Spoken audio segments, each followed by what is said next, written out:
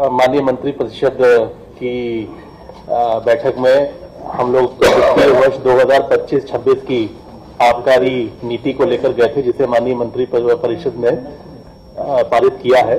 उसके कुछ मुख्य बिंदु हैं जो मैं आपके समक्ष रखना चाहता हूं। सबसे पहले तो वित्तीय वर्ष 25-26 की आबकारी नीति में सबसे बड़ा जो हमने जो फैसला लिया है वो इस वर्ष हम लोग ई लॉटरी के माध्यम से प्रदेश की समस्त देशी मदिरा की दुकानें, कंपोजिट दुकानें, मॉडल शॉप्स और भांग की दुकानों के व्यवस्थापन की हम लोग को कराने का हम काम कर रहे हैं। 7 वर्षों से लगातार नवीनीकरण हो रहा था, लेकिन इस बार हम लोग ई लॉटरी के माध्यम से इसको व्यवस्थापन की प्रक्रिया को आगे बढ़ा रहे हैं।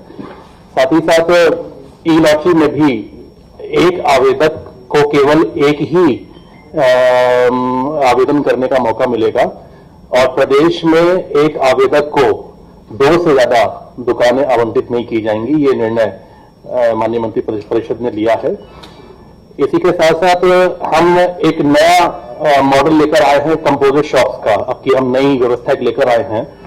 कंपोजिट शॉप्स का मतलब यह है कि हमने इस बार जो बियर की जो अलग शॉप दुकानें चलती थी, फॉरेन लिकर की अलग दुकान चलती थी और IMFL की, इन सबको कंपोजिट, इनको एक हमने दुकान करके एक बड़ी दुकान का स्वरूप दे दिया है, जिसमें अगर कोई कस्टमर जाता है तो उसको एक ही दुकान पे सारी चीजें उपलब्ध हो जाएंगी। इसको हम लोग पहली बार लेकर आए हैं।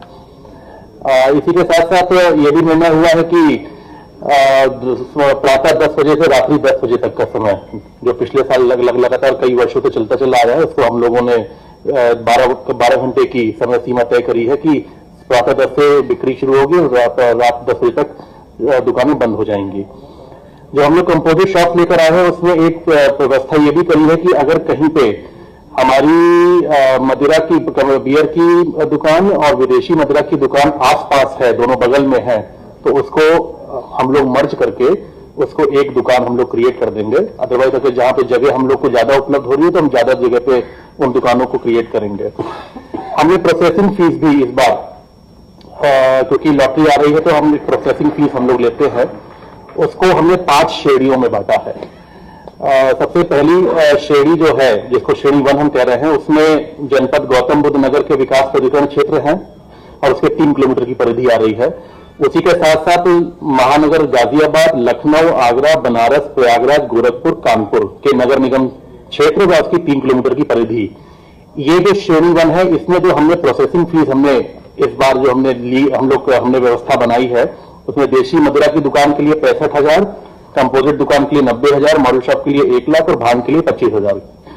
दूसरी श्रेणी है जो महानगर, मैंने श्रेणी 1 में जो आपको बोले हैं उसको छोड़ के जो महानगर बचते हैं, उसकी अब 3 किलोमीटर की परिधि में, उसमें देशी मदिरा के लिए 60,000, कंपोजिट के लिए 85,000, मॉडल शॉप के लिए 90,000 और भांग के लिए 25,000 रुपए का निर्धारण किया है। तीसरी श्रेणी नगर पालिका क्षेत्र जितने हैं और उसकी 3 किलोमीटर की परिधि, उसमें देशी मदिरा 50,000, कंपोजिट 75,000, मॉडल शॉप 80,000 और भांग 25,000। चौथी श्रेणी है नगर पंचायत की सीमा के 3 किलोमीटर के अंतर्गत में 45,000, 65,000, 70,000 और 25,000। और 5वीं श्रेणी आखिरी है वो ग्रामीण क्षेत्र है जो आता है, उसमें देशी मदिरा 40,000, कंपोजिट 55,000, मॉडल शॉप 60,000 और भांग का 25,000 रुपए का हम लोगों ने निर्धारित किया है। अब की बार निर्णय लिया गया है कि जो पिछले सालों के तरीके से जो हमारी एक यूपीएमएल की कैटेगरी थी कंट्री लिकर में, जिसको हम लोग उत्तर प्रदेश जो ग्रेन बेस्ड हम लिकर बना रहे थे, वो पहले शीशे की बोतलों में आता था, लेकिन इस बार कंट्री लिकर की दोनों श्रेणियां, चाहे वो ग्रेन बेस्ड हो और चाहे वो मोलेसिस बेस्ड हो, दोनों श्रेणियों को हम लोग ने ग्लास को हटाकर हम लोग ने टेट्रा पैक में कर लिया है। सेप्टिक पैक में ये कंपल्शन हो गया है, ग्लास को हमने हटा दिया है, क्योंकि टेट्रा पैक आप जानते हैं कि वो सेफ ज्यादा होता है, उसमें मिक्सिंग की पॉसिबिलिटी बिल्कुल कम नगण्य हो जाती है, उसमें मिक्सिंग नहीं हो सकती है।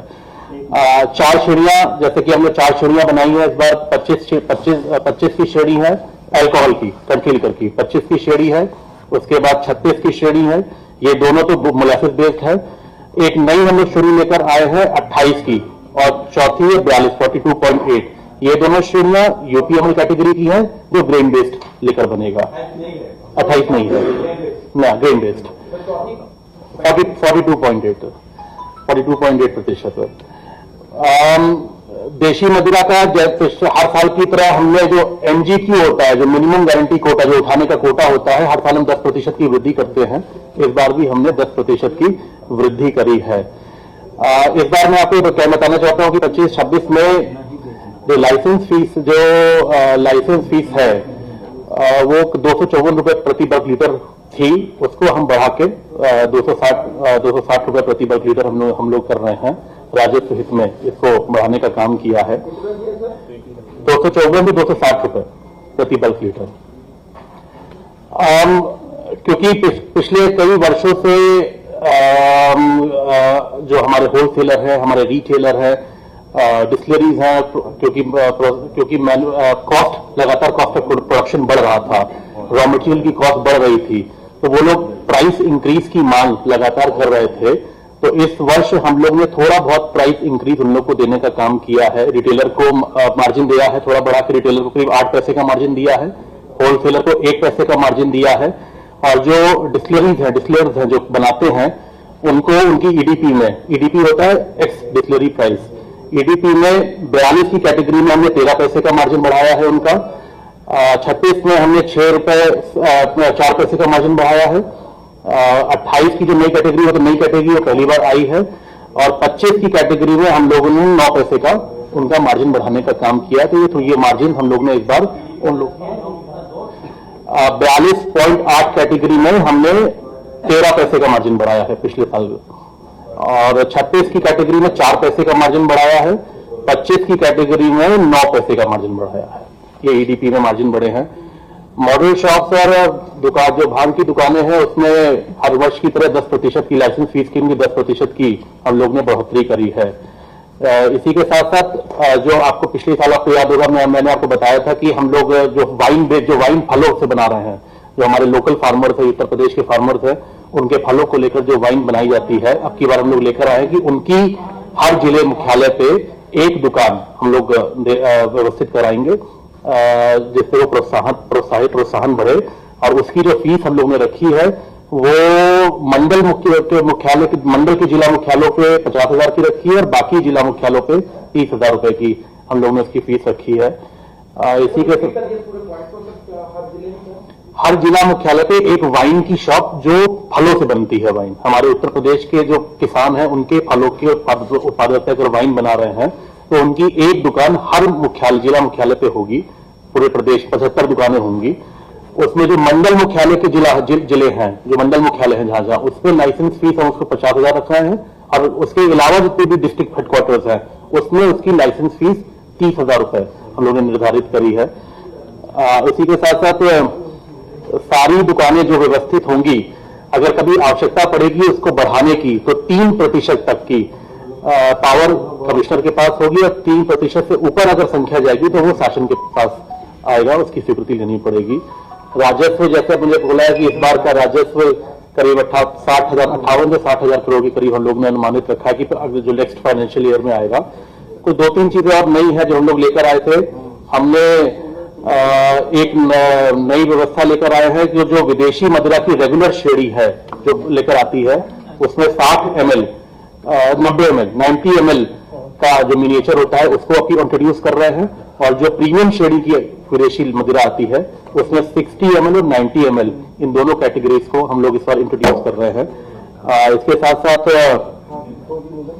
हमने बैंक गारंटी, जो हम लोग पहले तो FDR लगती थी दुकान जो आवेदक होता था, उसके साथ साथ अब की बैंक गारंटी को भी हम लोगों ने कंपल्शन कर दिया कि उन्हें बैंक गारंटी देनी पड़ेगी विभाग को। प्रोसेसिंग फीस जो एथेनॉल ब्लेंडिंग के लिए जो परमिट हम लोग देते हैं, अगर कोई मानता है परमिट, तो हमने उसको परमिट देने के लिए 7500 रुपए का हमने प्रोसेसिंग फीस हम लोगों ने इस बार हम लोग इंट्रोड्यूस कर रहे हैं।